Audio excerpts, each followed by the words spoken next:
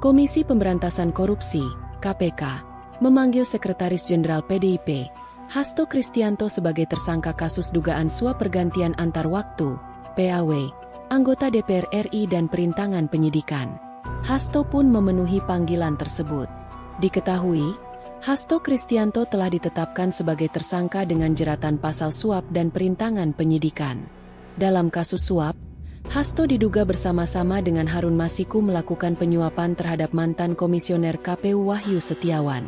Sementara itu, di kasus perintangan penyidikan, Hasto diduga merintangi proses pencarian Harun Masiku yang selama ini dilakukan KPK.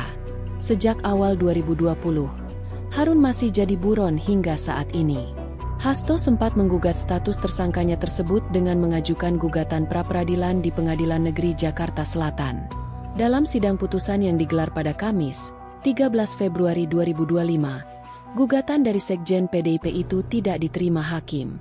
Sekretaris Jenderal, Sekjen, PDIP Hasto Kristianto menyatakan siap ditahan oleh Komisi Pemberantasan Korupsi, KPK, terkait kasus tersebut. Hal itu dilontarkan Hasto saat menghadiri pemeriksaan kedua dalam kapasitasnya sebagai tersangka di Gedung Merah Putih KPK, Jakarta, Kamis, 20 Februari 2025. Ya sudah siap lahir batin, ditahan KPK, ujar Hasto. Dia menjelaskan proses penahanan KPK merupakan bentuk dari hukum yang berkeadilan di Indonesia. Oleh sebab itu, Hasto tak mempersoalkan penahanan oleh Komisi Anti Rasuah terhadap dirinya benar-benar terjadi. Di samping itu, Hasto juga menekankan bahwa dirinya yang bukan pejabat negara serta tidak merugikan negara sama sekali syarat akan unsur politis.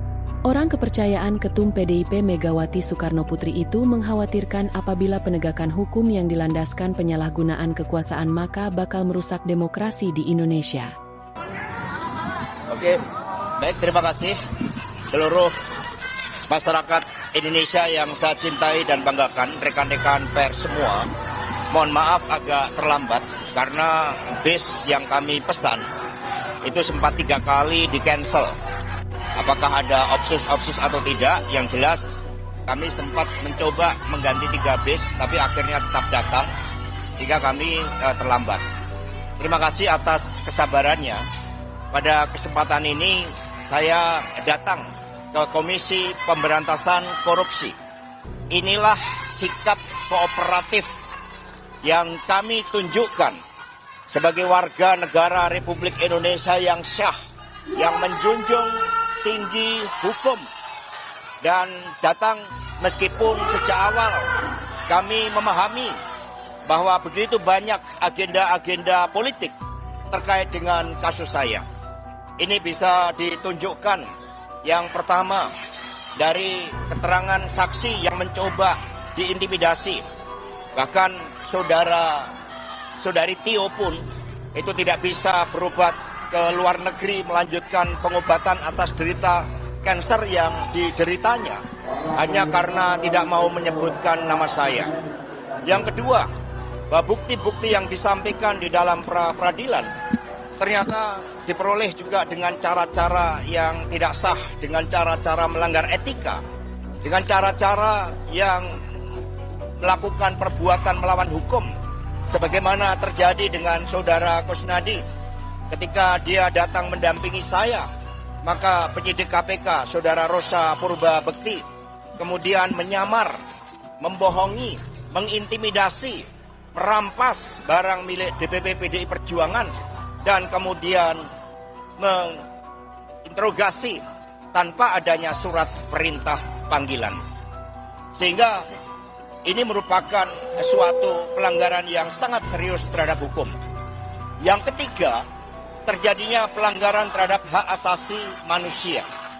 Dan kemudian yang keempat, bagaimana proses pra-peradilan yang terbuka bagi masyarakat umum, ternyata bukti-bukti yang disampaikan atas suatu perkara yang sebenarnya sudah inkrah dan tidak bisa diproses kembali. Nah, untuk itu meskipun diwarnai dengan berbagai praktek-praktek pelanggaran hukum dan intimidasi, saya tetap datang ke KPK ini. Perlu rekan-rekan pers ketahui, selama 6 bulan terakhir banyak jurnalis asing dan juga duta besar yang bertemu dengan saya. Mereka mempertanyakan tentang kegelapan demokrasi di Indonesia ini. Mereka begitu prihatin dengan kegelapan demokrasi ini hanya karena ambisi kekuasaan. Bapak, Ibu, dan saudara-saudara sekalian, kalau suatu negara berdiri yang kokoh, yang berkeadilan, maka dampaknya sangat luas. Tidak hanya kehidupan sosial, politik masyarakat, tetapi juga iklim investasi. Tidak akan ada investasi yang masuk ketika tidak ada hukum yang memberikan kepastian di dalam seluruh tata pemerintahan negara kita. Karena itulah kami mohon doanya, kami datang dengan niat baik, dan untuk itu mohon bersabar, kami akan ikuti seluruh proses dengan memberikan keterangan yang sebaik-baiknya. Terima kasih.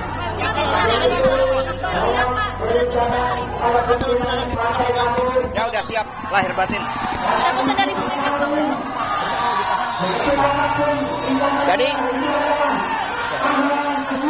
Jadi saudara-saudara sekalian, suatu pertanyaan yang baik. Bagaimana kalau saya ditahan? Rekan-rekan semuanya, Republik ini dibangun berdasarkan hukum yang berkeadilan. Itu konsepsi awalnya. Karena itulah ketika itu terjadi, semoga tidak, ya ini saya yakini akan menjadi pupuk bagi demokrasi.